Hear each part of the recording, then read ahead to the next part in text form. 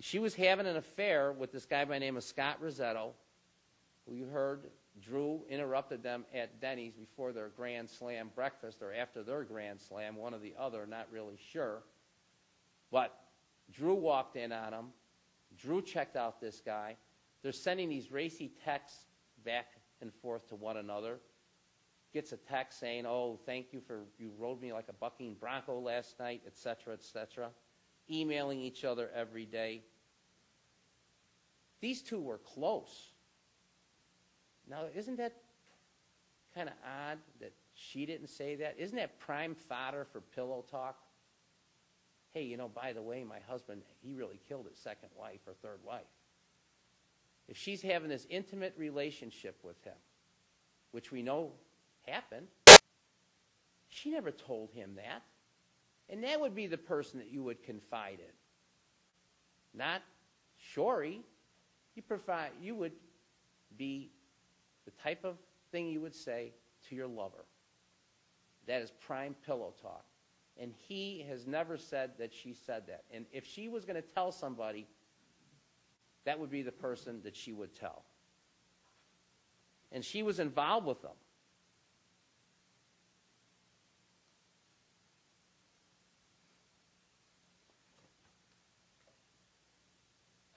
In this case, the only evidence that the state has shown is that this was a slip and fall.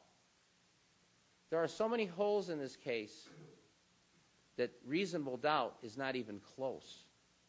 Not even close. There is so much doubt in this case as to what really happened inside there. We know, and when I say reasonable doubt, I'm saying reasonable doubt that Drew was even there.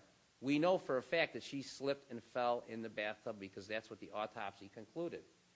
The state's already taken one position, and now they take another position. That in itself raises a reasonable doubt right there. First you rule it's an accident, and now you rule it's a homicide. That's a reasonable doubt right there. The state wants it both ways. First they say it wasn't, now they say it was. It doesn't work that way. It doesn't work that way. They have to show beyond a reasonable doubt that Drew was inside that house. They can't do that. And you want to know why they can't do it? Because it's a slip and fall. That's why. They can't prove he was in that house. Why? Because it was an accident. That's what happened. That's what the evidence shows. That's what the autopsy shows.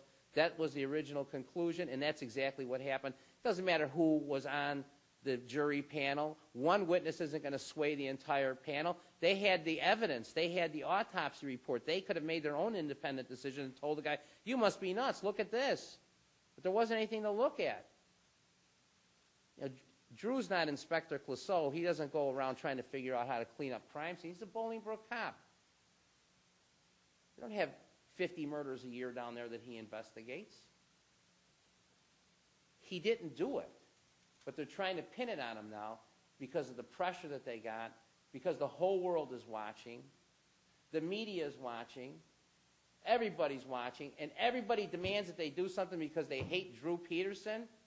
That's not what this country's about. This country's about finding people guilty based on evidence. And there is no evidence in this case.